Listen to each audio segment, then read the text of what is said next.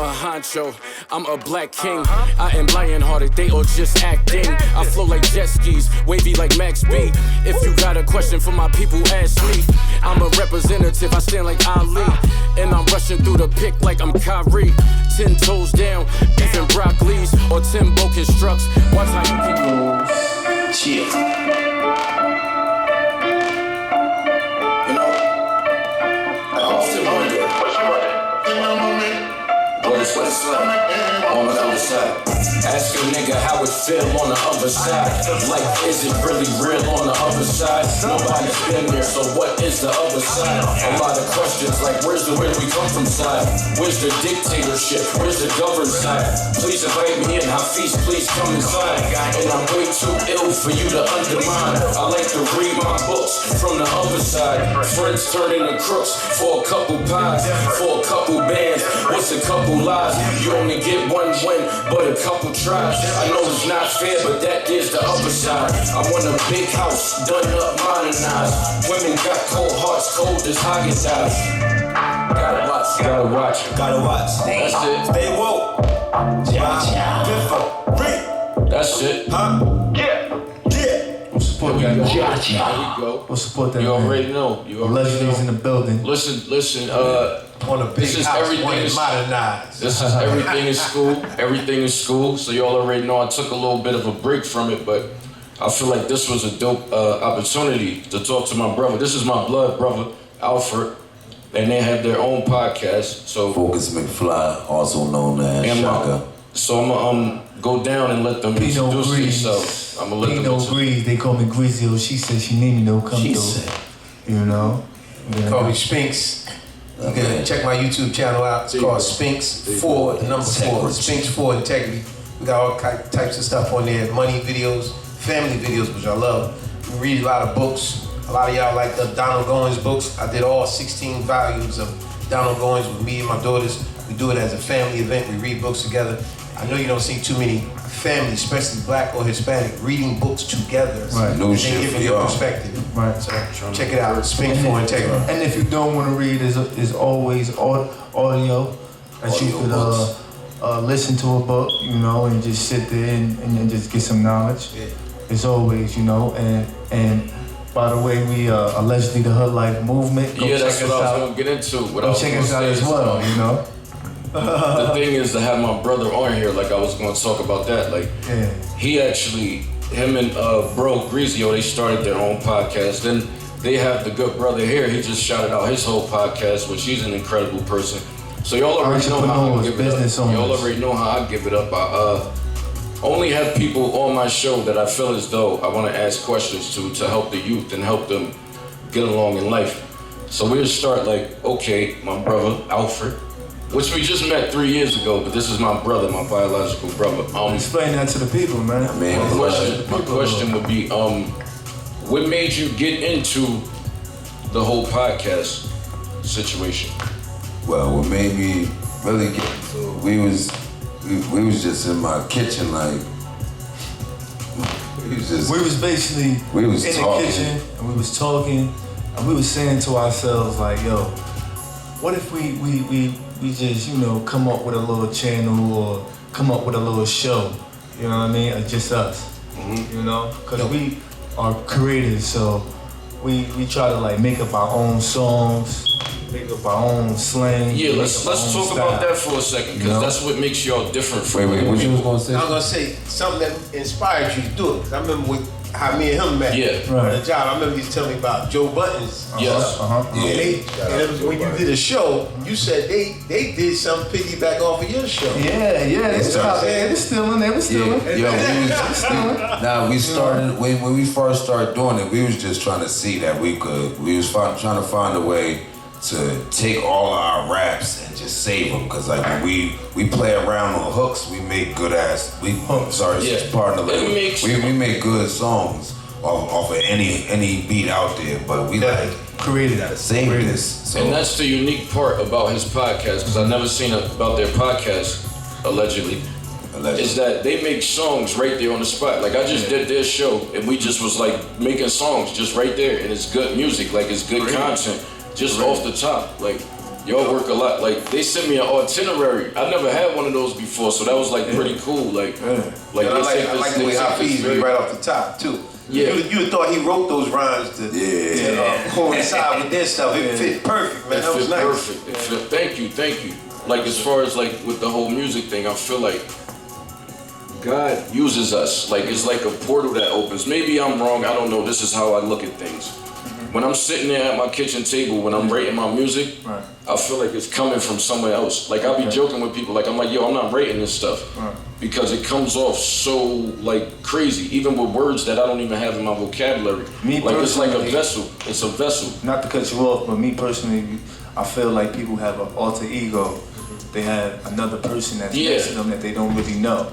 You know what I'm saying? And then they transform into that person when that red dot is on. You know what I mean? And mine is called Pinot Grigio. She said. You know what I mean? That's what I do. You know what I mean? This is the first rap cast in Jersey. We created it, allegedly the Hood Life movement. In America, honestly. In America. In America. We the only one that talk about topics and then rap in between.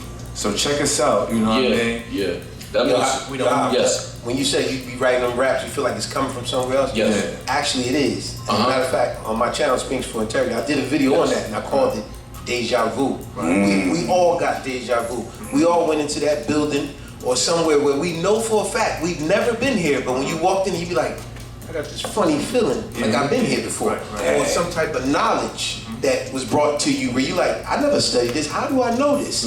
Because it was just nothing but the ancestors tapping into you. Spirits around you. Spirits around you. Yeah, it's definitely like a spiritual type of thing for me. Like before when I was doing music though, I'll be looking at it like I wasn't being positive and being myself 100%, but now when I'm able to be myself 100%, this ain't about me. This is about my bros. I want to tell y'all too. But like it does come from another. It does come from another place. Like I really feel that way. Like how do y'all feel about music? Like I was in the studio with y'all and like how your energy. You want to tell what you want to tell them? All right. First and foremost, I ain't mean to cut you off, big bro. I ain't mean to cut you off, but like we not artists. We not artists. We businessmen. You know what I mean? But we create it. So we create as we go. You know what I mean? That's what we do. We don't steal nobody's style. No. We ourselves. The way they make music, like you'll see it on my channel if you look. It's a studio session with me, my bros. Right. You'll see the way that they create music and it's totally different. Like we did a couple songs together. One was Father Time, the other one was Ego. We got projects coming out, collab as well. Coming out. You know. I'm gonna say like what got you into this? Like as far as the podcast. Yeah, honestly, this man has been doing it longer than all of us. Longer than all of us. Yeah, so. I appreciate Alpha, man. I love the positivity. He always feedback me. It's wonderful. What got me into it is Wait, tell them when you started. I think it's about 2 years ago. I just read a lot. And sometimes I would read a book. Educate yourself. But I remember with my daughters, I would force them to read. Because I said, if you got time to remember that music song or time to remember this, then you're gonna read. And sometimes I would tell them, you're not gonna fall into the category of a lot of our family member, friends, or whatever, who only time they read is when they locked down in prison. I would say, come on, man. If you can make time in prison, then you can make time out of prison. It's just what really thrills you to do it. So it was certain books that I was reading that tapped on certain things that I actually been through in real life, where I said, man, somebody would probably want to hear this. So one of the first books, I think it was by Dr. Jawanja Jakufu, I always mess his name up, but it was called Countering the Conspiracy to Destroy Black Boys. And that was the one that made me say, we're gonna do it as a family. And we all gave our different perspectives of that book and stuff that, like the average little black boy is highly intelligent.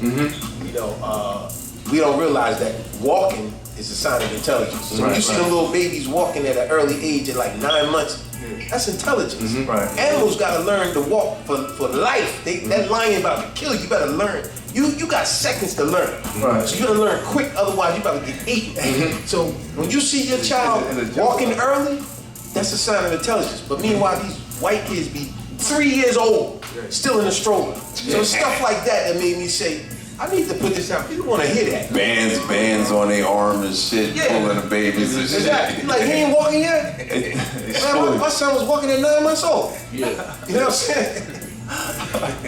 So yeah, like I look at it like that too. Like creatively, you're a creator. Yeah. Like that's what we all here. We all are creators. Like we putting stuff here that has never been here before. And like you said, Grizio, you do your own. You know what I mean? Like you ain't trying to be like nobody. You do your own thing. Your own lane. You gotta have your own lane. Don't try sure. to be nobody. Don't try to steal nobody material. That's it. Come up with your own lane. You know what I mean? For sure. Your own thoughts. For sure. And that's what a lot of artists that's out here, they don't have no creativity. They don't have no original. All they got is a verse. They stealing other people's stuff. You know what I mean? got the hooks for you. Plagiarizing. Plagiarizing. That's what it is. And then if you taking stuff, it's like you doing a disservice to yourself anyway, because you're not putting yourself out. You're taking somebody else's. Like, why would you can't disservice yourself? And it's But a some good people thing get to it be off. yourself. Some people get it off, and then it's hotter than the song, the original song. You know? Yeah.